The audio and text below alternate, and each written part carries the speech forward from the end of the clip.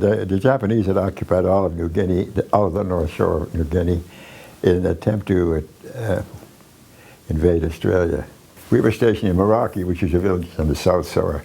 It was already settled by, it was a very small population of indigenous people who dressed up in war paint to hunt native animals there, mostly small type of kangaroo.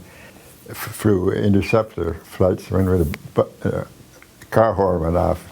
A radar that told us that there was an enemy plane somewhere in the neighborhood, and we'd take off in 3 or 4 at a time. Then after the Japanese fighters were no longer in that area, we used the P-40 as a dive bomber. That was the important part. And at the end, we were flying the P-40 with one 250-pound bomb under each wing and a 1,000-pound bomb under the belly. They were very accurate with their anti-aircraft weapon, and they shot a couple of us down. And I was holed at one time, twice I think now.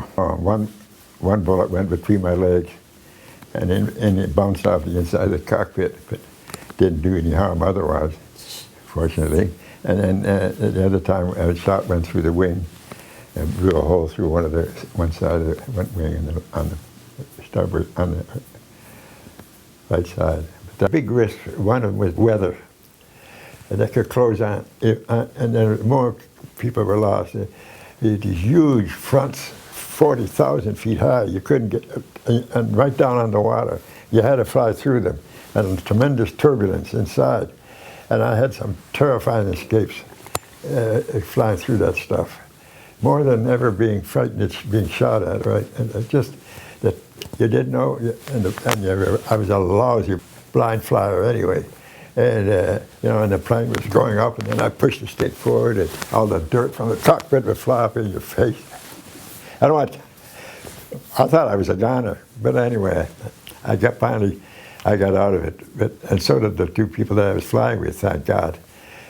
But that was one of those. That was and another time flying somewhere, flying through a valley of cloud, and here we are looking at blue skies, and on seat side, you can't believe it. The fronts there were just enormous in the tropics.